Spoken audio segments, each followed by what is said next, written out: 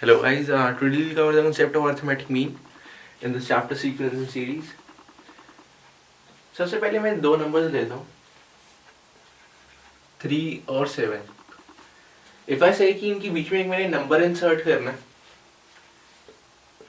एक नंबर मैंने ऐसा इंसर्ट करना है ताकि ये तीनों एपी में बन जाए, राइट? तो एपी में मैं नंबर क्या निकाल सकता हूँ, निकाल तो सकते हैं, निकालेंगे कैसे उसको एक बार देखते हैं. मैं पहले नंबर लाइन ड्रॉ कर लेता हूँ. यहाँ पे 0 है, यहाँ पे नेगेटिव इंटीजर्स है, यहाँ पे पॉजिटिव इंटीजर्स है. 1 इधर आएगा, 2 इधर, 3 इधर, 4 इधर, 5 इधर, 6 इधर, 7 इधर. ठीक है, मान लो जो मैंने नंबर इंसर्ट करना है मैं इसको x ले लेता हूँ. तो x कोई भी रैंडम इन दोनों के बीच में ले लेते हैं. अब x की वैल्यू क्या होगी वो देख लेते हैं. अगर मैंने आपको बोला था कि मेरे को ये तीनों नंबर एपी में चाहिए, एपी में मतलब कि जो इसका डिफरेंस है और जो इसका डिफरेंस है वो सेम होना चाहिए, क्योंकि हमारा बेसिक ही एपी का यही है कि एपी में तीन नंबर्स तभी होंगे अगर दोनों के बीच में कंसेक्यूटिव डिफरेंस जो है तीनों के बीच में वो इक्वल हो. सो हियर अगर मैं वो कंडीशन लगाता हूँ, यानी x - 3 से जो आंसर आ रहा है उतना ही आंसर 7 - x से आना चाहिए, राइट? तो x - 3 का मतलब क्या है? x - 3 यानी अगर x को यहाँ पे नंबर होता, यहाँ पे ले लेता हूँ, तो जितना ये x है पूरा, ये 3 है, तो x - 3 कितना होगा ये. एंड 7 - x का मतलब क्या? 7 पूरा है, यहाँ से यहाँ तक की लेंथ है, x की लेंथ यहाँ से यहाँ तक की है, तो 7 - x होगा ये पूरा माइनस ये, तो ये.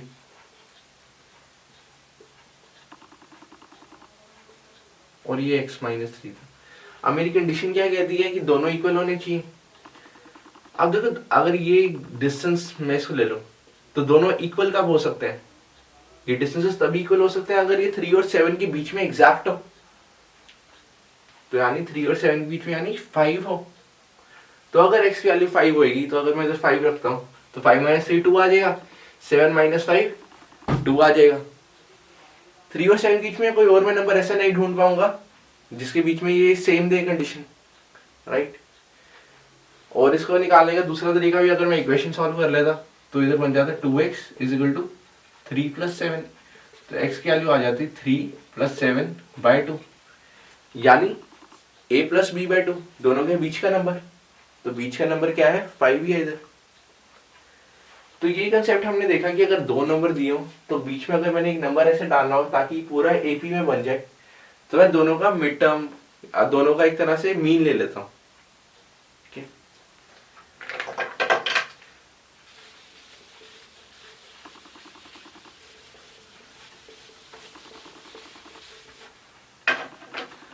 अब मैं एक और एग्जांपल देखता हूँ. अगर मैं ले लूँ नंबर 3 और 7 ही ले लेता. अब मैं बोलता हूँ इनके बीच में दो नंबर इंसर्ट करने हैं ताकि ये सारे एपी में बन जाए.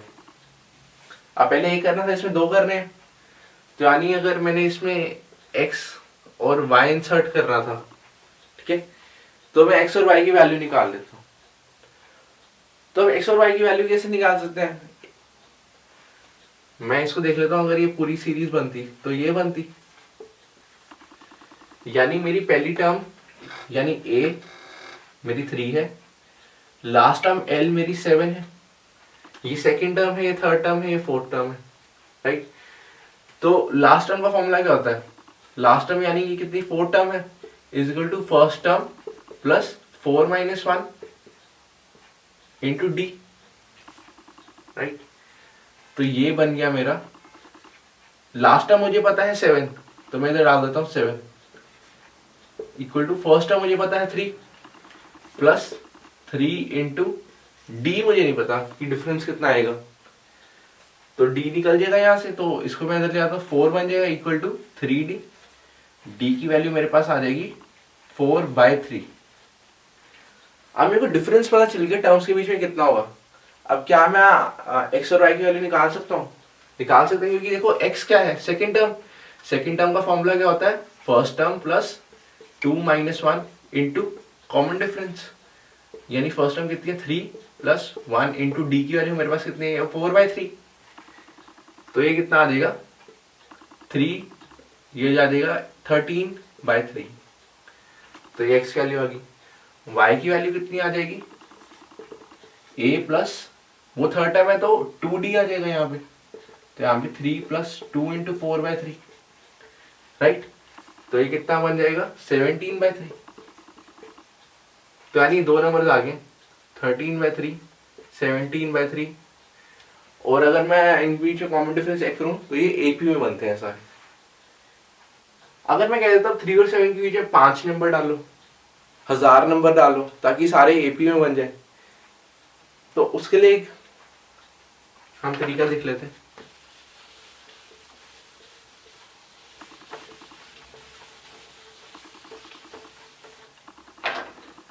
अगर आपकी फर्स्ट टर्म ए है, जैसे पहले 3 दी हुई थी, और आपने बीच में n नंबर डालने हैं,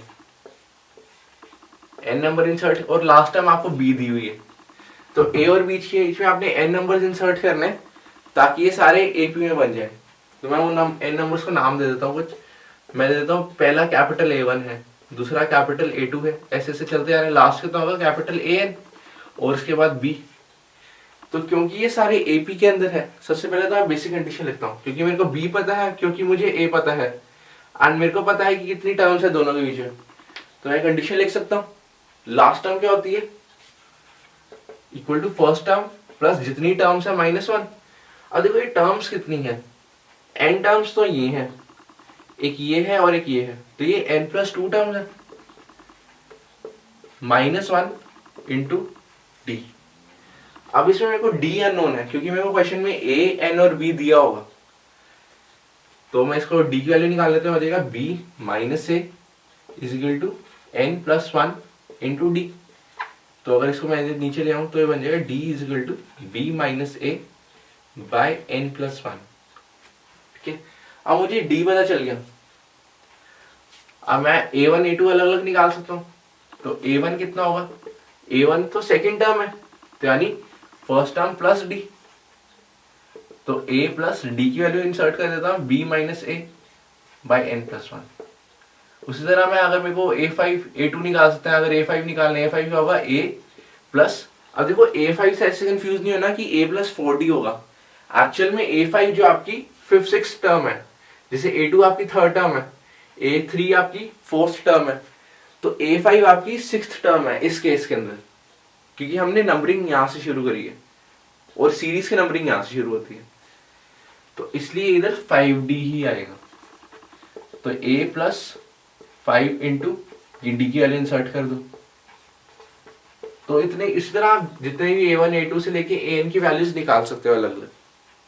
तो ये सबसे आसान तरीका है, इसमें आपने कोई फॉर्मूला याद नहीं करना। काफी बच्चे इसको रट्टा मारते हैं कि d की वैल्यू ये होती है, देन ये a1 a2 ऐसे निकालेंगे, कोई जरूरत नहीं है। अगर आपको कोई क्वेश्चन आता है कि जैसे मैं कोई एग्जांपल ले लेता हूँ, 8 और 12 के बीच में आपने 4 नंबर इंसर्ट करने हैं, तो 4 नंबर आपने ऐसे इंसर्ट करने हैं ताकि एपी में बन जाए। तो मैं कैसे इंसर्ट करूं, इनको नाम दे देते हैं a1 a2 a3 a4। तो देखो टोटल कितने नंबर होंगे 6। तो last term = first term plus 6 terms है, यानी कि 6 टर्म है, तो ये जाएगा 5d। तो d की वैल्यू से निकालो, ये आ जाएगी 4/5। ठीक है, अब आप a1 a2 निकाल सकते हो। a1 कितना आ जाएगा फिर, फर्स्ट टर्म प्लस d, तो a की वैल्यू रखो 8 + 4/5। ऐसे आप a2 निकाल सकते हो, a + 2d, a3 a + 3d, a4 a + 4d। तो a और d की वैल्यूज रखो और आंसर निकालो। और d मैंने कैसे निकाला, पहली कंडीशन रख ली, फर्स्ट और लास्ट टर्म को इक्वेट करके। तो इसमें आपको कोई फॉर्मूला याद करने की जरूरत नहीं है, आप सीधा केस टू केस चलिए एंड आंसर निकाल सकते हैं। तो ये कंसेप्ट था अरिथमेटिक मीन का। तो अरिथमेटिक मीन बेसिकली होता है कि दो नंबर्स के बीच में ऐसे नंबर्स इंसर्ट करना जितने वो बोलता है ताकि वो सारे एपी में बन जाए। एंड उसका मेथड क्या है, पहले हम कॉमन डिफरेंस निकाल लेते हैं फर्स्ट और लास्ट टर्म को इक्वेट करके, एंड देन कॉमन डिफरेंस को लेके हम हर एक अलग अलग टर्म निकाल लेते हैं। Thank you.